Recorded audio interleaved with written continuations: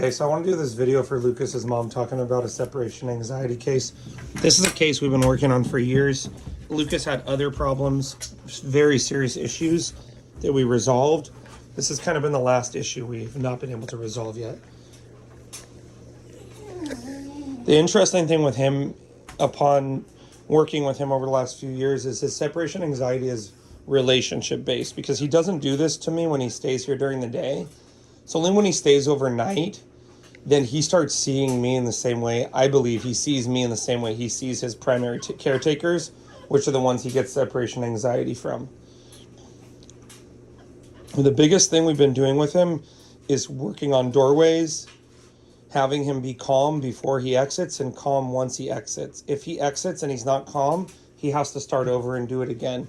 This work can be painstaking. No. Crate. Nope. Crate. We're not using any food on purpose because we're not trying to create any more excitement. He's already very excited, you could see. Let's go. And when I come out, no. When I come out, he has to stay with me. Kennel. Now I know people are going to go, Eric, he's got to pee. He's got to go to the bathroom. Folks, he doesn't. He'll do this after being in the crate for 20 minutes. And the big breakthrough we've had recently is actually being able to say no. And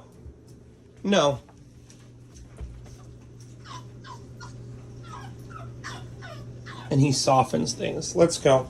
The puppy's going crazy in here, so we're not going to keep doing this. Look at how I block him with my body. So a lot of this is using pressure through the leash and our body to communicate him to calm down. I really believe that he associates people being in his presence that he likes with arousal and getting very excited. Right now, he doesn't even know what he's doing.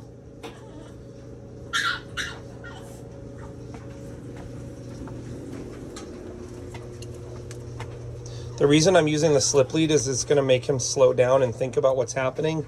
And also, it'll make me slow down and use just the right amount of pressure to communicate to him what's going on here. So the big thing is working the doorways like that, and we'll literally do that 10 times. Go in, go out, go in, go out. Once he's out, we immediately put him in a place. When he's like this, place. No, place. No, place. Okay, so the big thing is in and out of the doorway super calmly using body spatial pressure and using the slip lead, not using food. So we're moving him in and out. We're using the slip lead. We're using our body language to tell him, hey, you need to calm down. You need to relax. You need to settle. Okay, then we're doing place work from the crate to the place, back to the crate to the place, back and forth. He needs to spend, dogs like this need to spend an insane amount of time in place work. A lot of the separation-based behavior can be addressed in place work, okay? And the third thing I'm going to talk about is the relationship. I only look now and I see in retrospect that every time his owner would come to pick him up or his grandma, he would go fucking ballistic.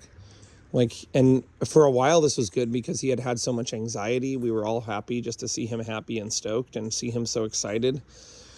But the issue is when he's in that state, he's not really focused and he's not really able to listen. If I have a dog, like I could pull out my Emma right now and she's all out of her mind, cracked out of her mind. But then I'm like, heel, and Emma does a heel. Down, Emma does a down. Go to your bed, Emma does a bed. Or even if I just say stop and Emma stops, lay down. There's not really a problem. But when my dog is so excited to the point where they're not even going to calm down when I'm saying no, stop, lay down, and then I'm petting them, I really am creating a relationship with a dog that is in a headspace where they're associating being very excited with not listening to me at all. And so my thinking with Lucas would be, we need to be the ones to decide when he gets excited like that, and that needs to come through letting him off leash at the beach, needs to come through pulling out a toy or training him. He can't be the one to be getting all amped up all the time. He's told us that it's not working for him because he has so much anxiety about when you're going to come home or when someone's going to pick him up. He starts coming unglued. Now the layout of my house is interesting because he's been in his crate And I've been walking by the crate, and I'll see him in there and he'll start, meh, meh, meh. I just say, Lucas, no. And now he'll stop and he'll settle. He'll stop panting. He'll actually physiologically calm down. But before it was not the case. I'd say no. And the more I talked to him and the more I engaged with him, the more he just got worked up.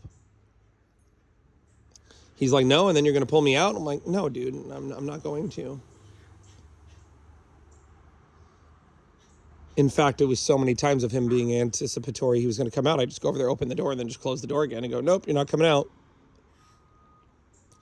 Now, having the other dogs here works to my advantage because he can look at them and see why it is that they're enjoying freedom and he is not.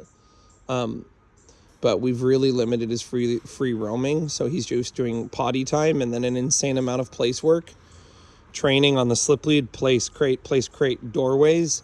I mean, getting these doorways to the point where he's waiting calmly, he's coming out of them calmly, and he's waiting on the other side. It's kind of like, please, can I come out of the doorway? And then thank you for letting me out. We're just using the slip lead. We're just using the remote at very low levels. We're talking below 5. And the reason we're using low levels in the slip lead is so that pressure can tell him, hey, you need to do this. And then using our body language to have him calm down. Like when I walk towards him and I go place, or I push him back into his crate with my body language, I'm creating this association that like someone being near you means calm down. Someone moving towards you means relax, calm down.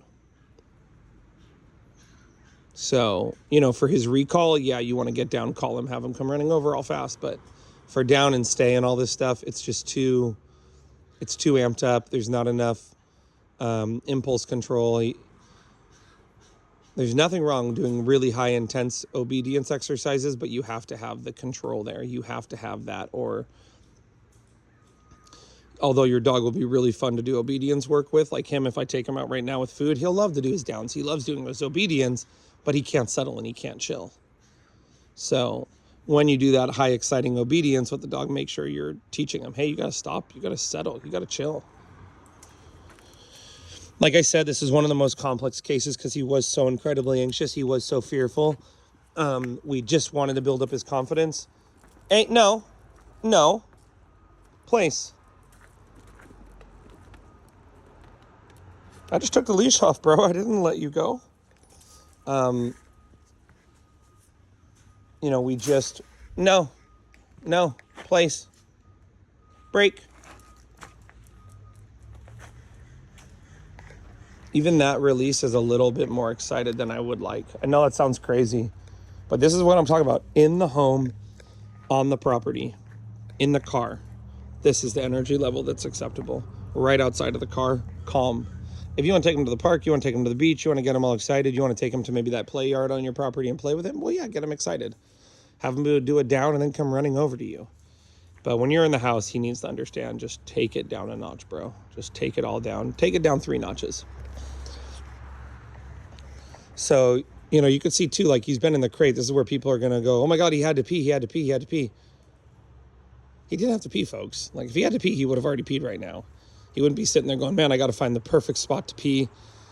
Oh man. He hasn't even peed yet. I mean, maybe I missed something, but we get so convinced that the dog being pushy is because of something physically wrong with them when it's sometimes something